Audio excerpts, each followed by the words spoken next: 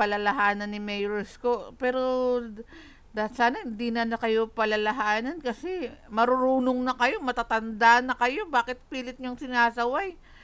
Kahit na sana wala si Mayor Isko, walang nakatingin sa sarili niyo na manggagaling yung kaayusan.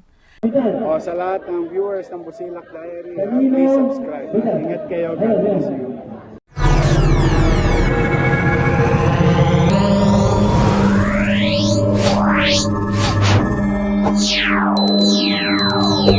Hello mga kabungis-ngis, welcome back again to another vlog. For today's video, eto nakita natin ang aksidente po na nangyari po dito. Grabe talaga magtrabaho si Mayor Isko. And basahin lang natin tong nakapost sa Facebook page ng ating butihing Mayor Isko Moreno. Nadaanan po natin ang isang aksidente sa corner ng Legarda at San Rafael. Ang dahilan, isang motorista ay hindi iginalang ang pedestrian lane. Nabundol tuloy siya ng isa pang motorista. And eto nga po, umuulan tong kasagsagan na to. Kaya ingat din yung mga motorista kapag umuulan. Pagpatuloy natin. Salamat sa Manila Disaster Risk Reduction Management Office or MDRRMO sa maagap na pagtugon ng self-inflicted accident. Ito yung lesson learned.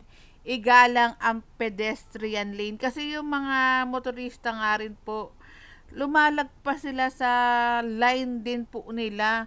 And yung pedestrian lane, ibigay nyo naman po yan sa aming mga tatawid. At sa mga tatawid po, wag nyo pong anuhan yung pwestuhan din po yung pedestrian lane. Then, dagdag natin, ang kautusan ko sa MPD at MTPB ngayong umaga, mahigpit na ipatupad ang mga alituntunin sa pedestrian lane. Bawal ang kamote sa Maynila. Bawal ang kamote driver sa Maynila. Bawal po kayong mga kamote rider. Bawal din yung mga tolongges sa Kamaynilaan dahil ang Maynila po ngayon ay merong gobyerno 24/7 na nagmamalasakit sa mga batang Maynila. Kaya hindi nyo magagawa yung mga gusto nyong gawin. Bantay. Sarado po ang Maynila kay Mayor Isko Moreno. Hindi nyo po matutulongges ang Maynila na ngayon. Yung mga gusto nyong gawin sa Kamaynilaan, di nyo na po yan magagawa. At panoorin natin to. May gobyerno po, may batas ang Maynila.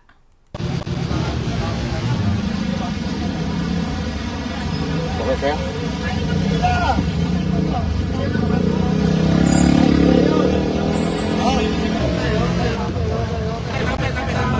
Dagdag ko lang mga kabungis sa ating mga motorista, kapag naulan po, sana dahan-dahan po kayong nagdadrive. Hindi po natin alam kung kailan yung panganib. Masakit kung ikaw ang madisgrasya or ikaw ang makadisgrasya. Kaya ingat, ingat, ingat po.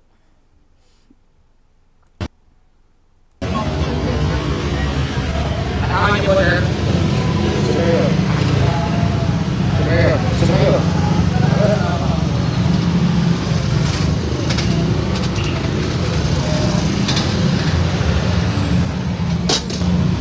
And eto, nadaanan nga ni Mayor Isko, galing siya sa mga nasunugan sa Sampaloc.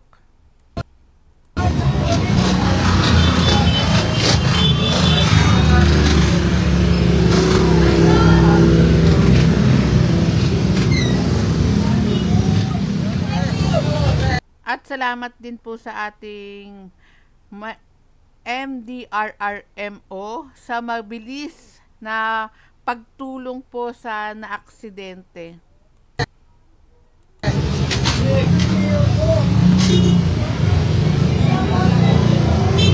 Partida, umuulan pa to, pero si Mayor Isko talagang may malasakit talaga sa mga tao. Wala lang to mga kabungisisa. Kung ibang politiko to, may makitang madisgrasya. Di ko naman nilalahat may iba na dadaanan lang, passers-by. Goldino, sir.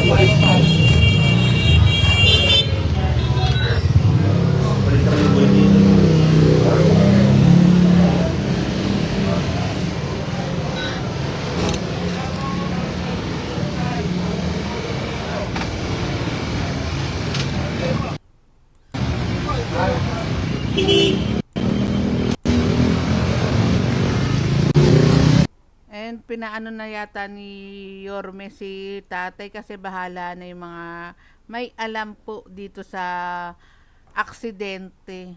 Kapag na-aksidente ka, hindi mo pwedeng galawin basta-basta.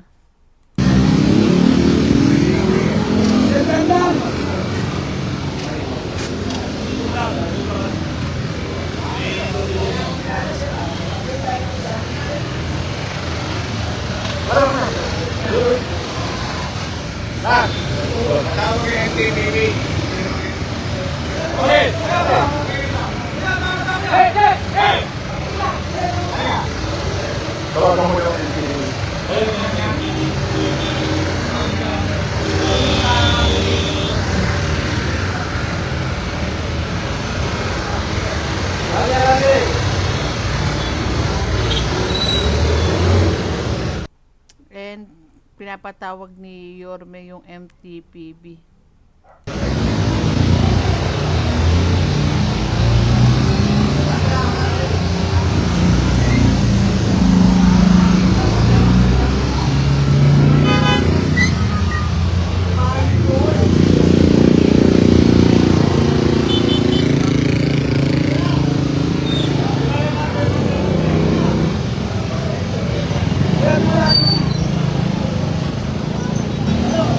Hindi ko lang po alam dito dahil sa kapapanood ko pa lang kung ilan yung na-aksidente.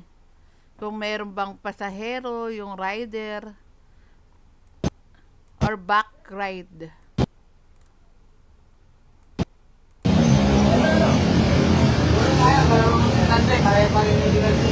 Mag-ayusin ng traffic. Mag-ayusin ng traffic. Hindi kayo toko.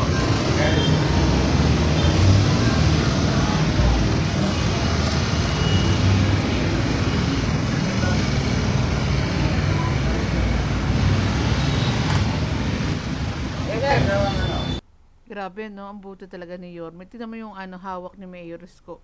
Yung bag. Kaya inaano ko rin eh, kung may back ride ba tong na-aksidente. Kasi bag ng babae yung hawak ni Yorme. Or yung babae ang na-aksidente. Hindi ko pa kasi nakikita. Imaginin mo, sinave na agad ni Yorme yung gamit po nung na-aksidente. Sana yung mga kapwa natin, mga kababayan din natin dyan, no? I-save nyo rin po yung mga gamit na na-aksidente kasi kadalasan, sorry to say, pero yung mga gamit na na-aksidente, kinukuha pa ng iba eh. Na-aksidente na nga, hindi na nga natulungan, pero yung gamit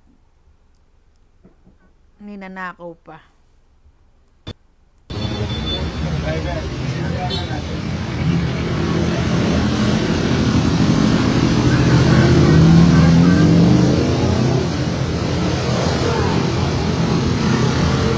And ayan, pinagkatiwala na ni Yorme yung gamit po sa MDRRMO.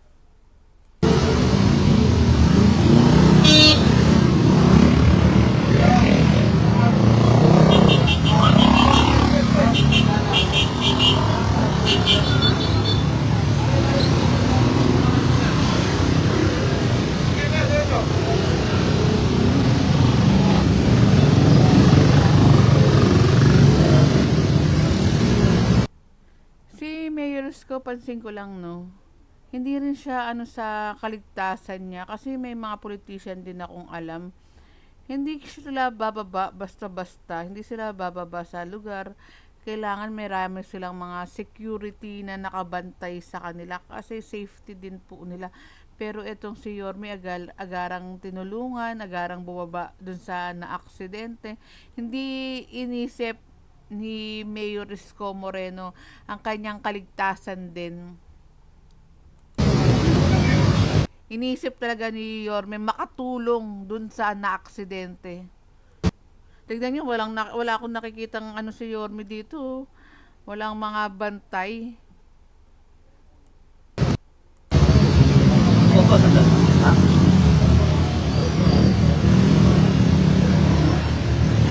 Sana sama ako kay Yorme. Ako na magbabantay sa iyo, Yorme.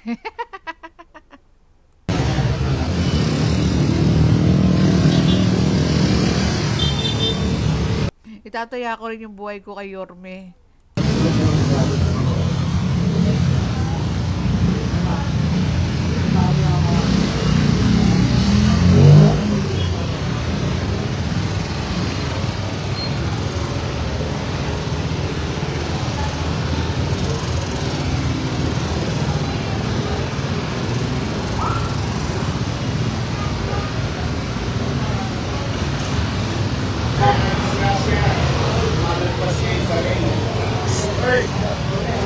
Ayan, yari na kayo kay Yorme, kayo mga tulongges kayo, mga kamote rider kayo.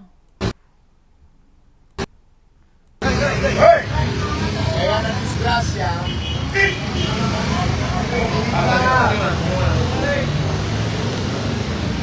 O yun, ay yung lane, nakikita niyo yung lane sa nakulay dilaw.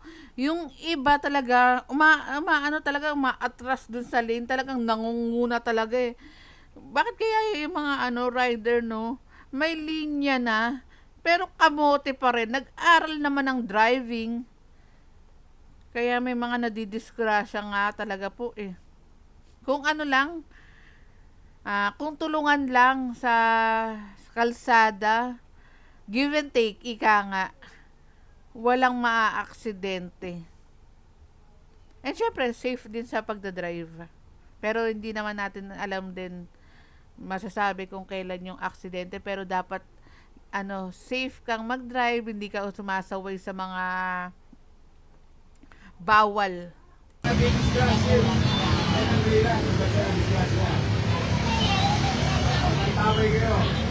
Stay! Atras!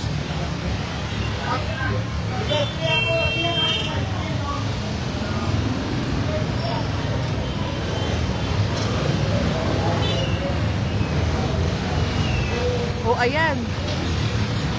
Ayan no, pedestrian lane, daanan ng tao, pero ako pa, even itong sasakyan po na ito, akupado ng sasakyan. Etong pedestrian, daanan ng ating mga kababayan.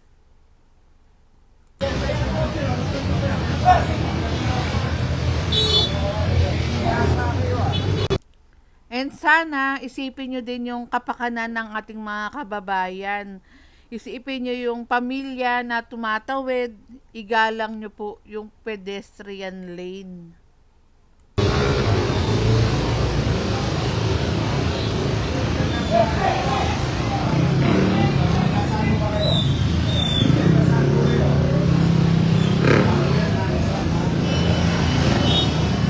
Ayun, nasa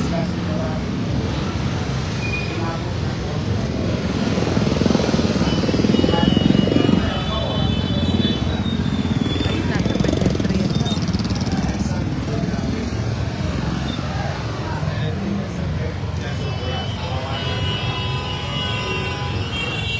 Mag-iingat kayo. Okay na po.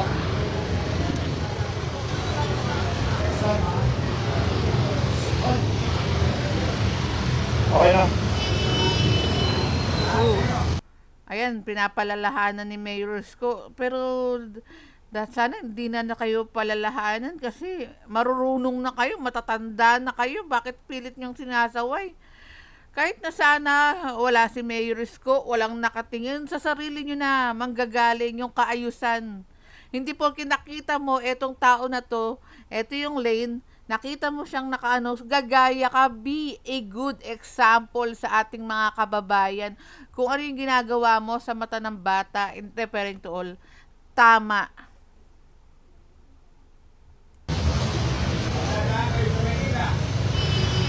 Pedestrian. Hanggang dito lang kayo. Mag-stop. Balik tayo. Ako magdadala ng motor. Ikaw tumawid. Sasakit sa akin na. Di ba hindi maganda? May gobyerno na sa Maynila, ha? Kayo, hindi kayo. Walang tingnan. Sige. Okay. Okay.